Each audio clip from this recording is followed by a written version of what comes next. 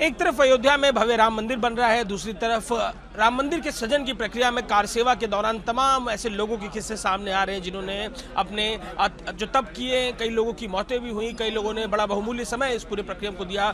मेरे संग बात करने के लिए सोहन लाल जी मौजूद हैं। इस समय ज्ञानव्यापी मामले में पैरोकार हैं और ज्ञानव्यापी का जो द्वंद्व है उसके भी लेकर मैदान में उतरे हुए हैं। सोहन लाल जी, जरा किस्सा बताइए कार सेवा के दौर का, कैसा वो दौर था, क्या कुछ तब हो रहा था? तो सर, कार सेवा का दौर एक जुनून और समर्पण का युग था जो है, जिस समय मुलायम सिंह का समय था, जब ये कहा जाता था कि परिंदा पर नहीं पा सकता है। हम लोग काशी से जो है सैकड़ों की संख्या में पगडंडियों के माध्यम से, खेतों के माध्यम से होते हुए हम लोग अयोध्या पहुंचे थे और कार सेवा भी की है। उस 90 की बात बता रहे हैं। यहाँ उस समय हम लोग के सामने ही पत्थरों की वर्षा से जो अशोक सिंघल जी के माथे पर चोट लगी और उस समय जो है शंभू जी भी जो थे और कई घटनाएं ऐसी घटी जो 1990 की बात है।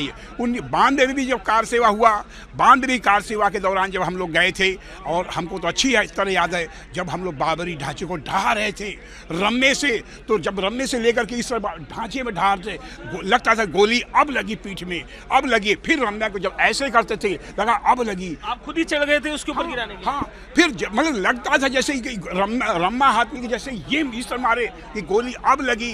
तब जिंदगी और मौत के बीच में बाबरी ढांचा ढहा। ये बाद में पता लगा कि माननीय कल्याण सिंह जी ने गोली चलाने का आदेश ही नहीं दिया था। और हम पूरा प्रत्यक्षदर्शी घटना वो बतला रहे हैं कि राम कथा कुंज में जो कल सारे के सारे विश्व हिंदू परिषद के नेता थे, वहाँ जो है लाल कृष्ण आडवाणी थे, मुरली मनोहर जोशी थे, प्रमोद महाजन जी थे, साध्वी रितंबरा थी, प्रमोद महाजन जी थे और अशोक सिंघल जी थे, मुरली मनोहर जोशी, सारे के सारे विनय कटियार जी थे, सारे के सारे लोग जो है सब कार्यकर्ताओं को उत्साहित कर रहे थे।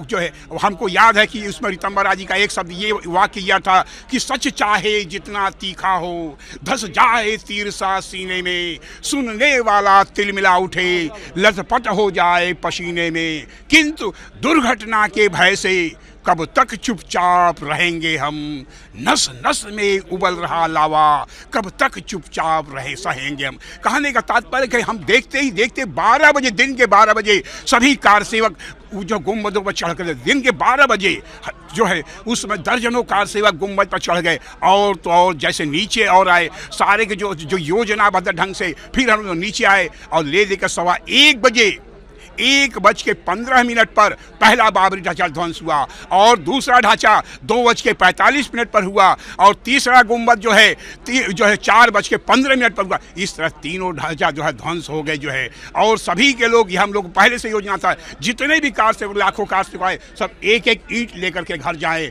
कुछ लोग मिट्टियाँ लेकर जाएं। और उस समय हम लोग उस समय के बाबरी ढांचा ध्वंस के उस समय का ईंट आज भी हमारे पास मौजूद है, हम दिखाने को प्रस्तुत हैं। कैसा वो दौर था और अब जब तब वो जो किया गया था सफल होता दिख रहा है, क्या भावनाएं उन कार सेवकों की? हर्षित का क्षण है। अपने जीवन का हमने कभी सोचा नहीं था। हम तो रामलला के प्रति पूर्ण समर्पित थे।